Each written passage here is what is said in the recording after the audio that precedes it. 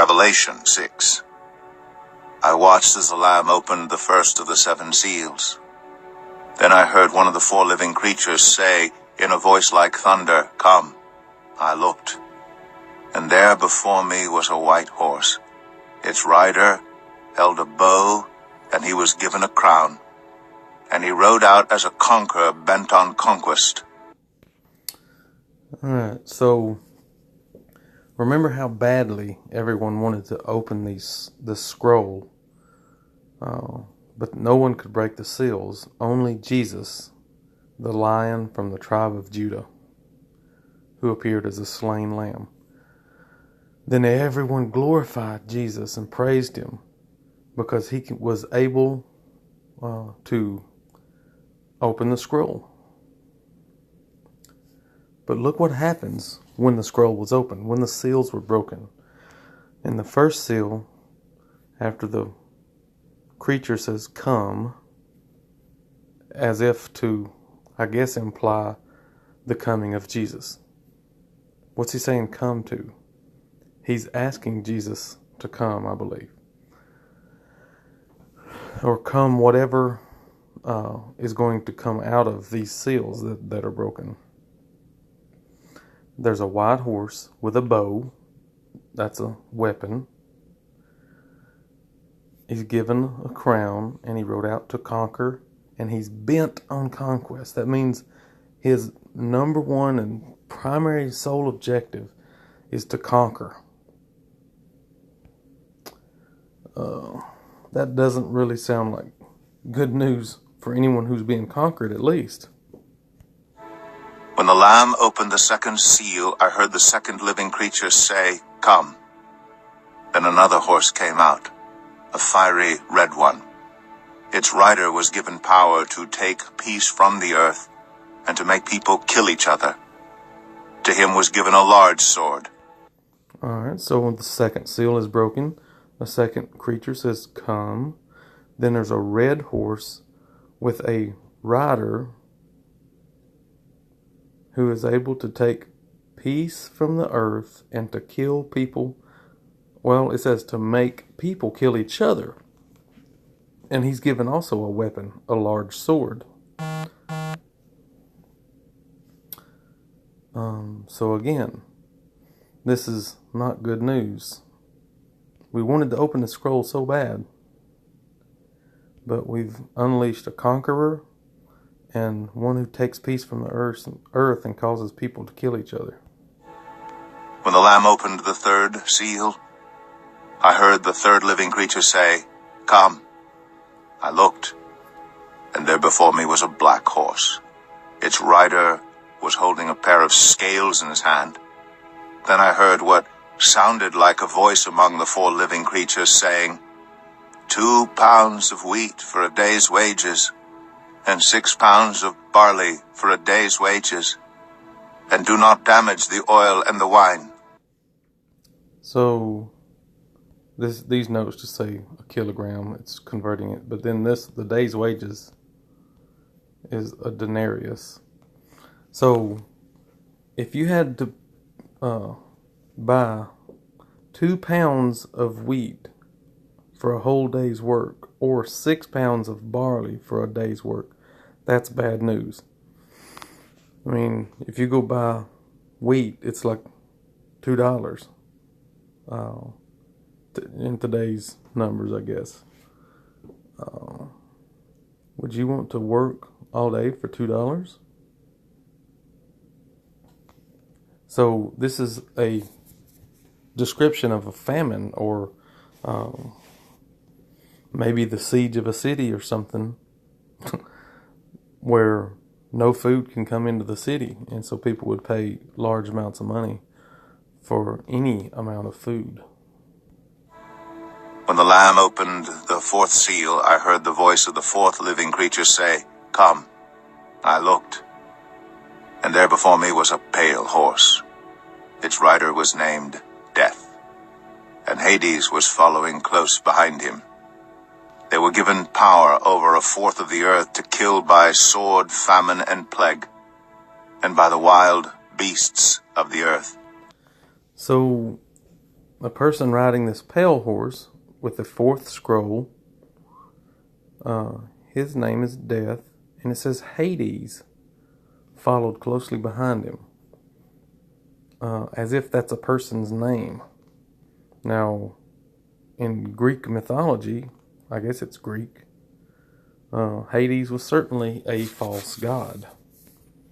And Hades here is personified as if to be a person. Hades is also considered a location or a place, maybe the holding place of the dead or temporary place of the dead. So, but either way, Death and Hades come out on the fourth seal, when the fourth seal is broken, and they go out to kill by the sword, famine, and plague, and wild beasts will also kill people. So again, this is bad news, a lot of destruction on the earth when this fourth seal is broken. When he opened the fifth seal, I saw under the altar the souls of those who had been slain because of the word of God and the testimony they had maintained. They called out in a loud voice, "How long, sovereign Lord, holy and true, until you judge the inhabitants of the earth and avenge our blood?" Then each of them was given a white robe, and they were told to wait a little longer until the full number of their fellow servants, their brothers and sisters, were killed, just as they had been. So the fifth seal, you have the martyrs, those Christians who died for their faith. And they're asking God to judge the inhabitants of the earth, the ones who killed them. Most likely Jews, because the Jews were the primary persecutors of Christians, and they used the Roman Empire in the first century to accomplish a lot of their purposes. But this is also an indication of, the martyrs seeking vengeance for the people on the earth who killed them.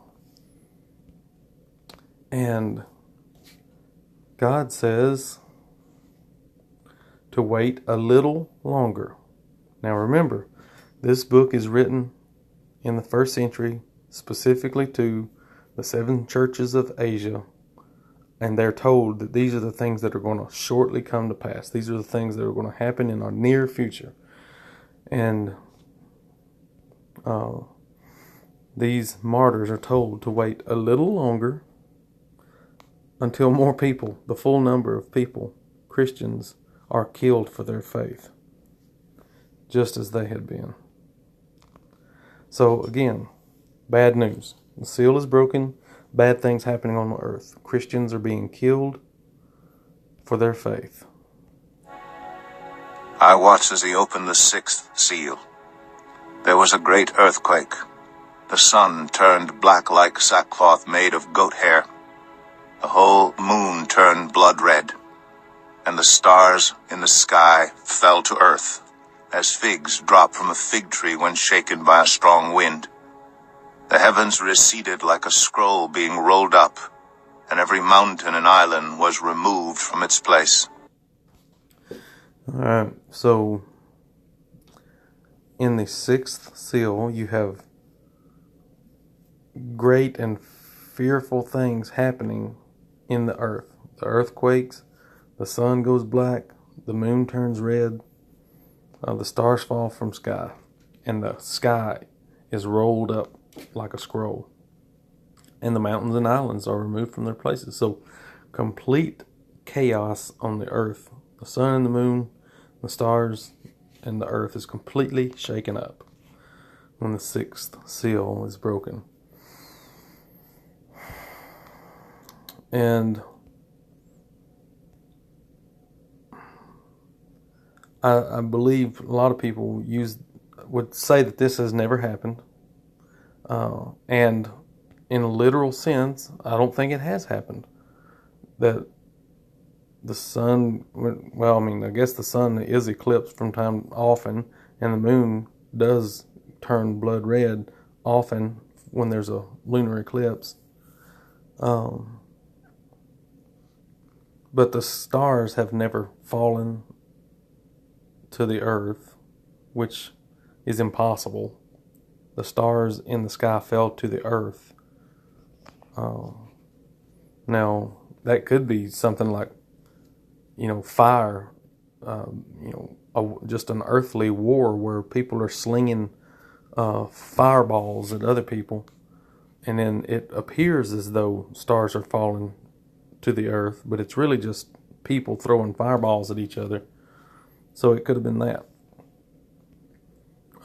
And you wouldn't be able to see the stars for all the smoke in the sky, which you wouldn't. So this could just be a description of a great war on earth. And the earth could shake because of things exploding around them. So this could just be a description of what it would feel like to live in the place and time when this great war happens on earth, or happened from our perspective, or happens in their future from the first century. Then the kings of the earth, the princes, the generals, the rich, the mighty, and everyone else, both slave and free, hid in caves and among the rocks of the mountains. They called to the mountains and the rocks, "Fall on us, and hide us from the face of him who sits on the throne, and from the wrath of the Lamb. For the great day of their wrath has come, and who can withstand it?" All right, so people, both great and small, rich and poor, slave and free, who live in this time when this great war happens, when people are killing each other, when beasts are eating people, when you can't buy food because it's so expensive, they would run away, hide in the caves, and beg for the rocks to fall on them and kill them, because there's no good thing in earth left for you who live in that place at that time when this great war, feast and famine takes place. And it says, hide us from the face of him who sits on the throne and from the wrath of the Lamb. So this is not Satan dominating the earth. This is not evil powers destroying good things. This is the wrath of the Lamb, which is Jesus. These are things that Jesus has appointed to take place. And a few chapters ago, Jesus said that he was going to cause the Jews to see that Jesus approved of Christians, which very well could have been, and I think is, a reference to the destruction of Jerusalem and the temple. That this great destruction of the whole livelihood and customs and practices and cultures and religion of the Jews would be utterly destroyed in 70 AD. And it's not Satan who does it, but it's Jesus who does it. It is the wrath of the Lamb, for the great day of his wrath has come. This says there, but it says some manuscripts say his. And who can withstand it? No one could withstand it. No one could survive it. No one could live through it. Now, in Matthew 24, Jesus tells Christians to, when they see these signs about to happen, that they need to flee to the mountains to escape it. But if you didn't have the warning, you didn't have faith in Jesus and listen to his message, then you would be one of those who would take the direct hit of the wrath of the Lamb.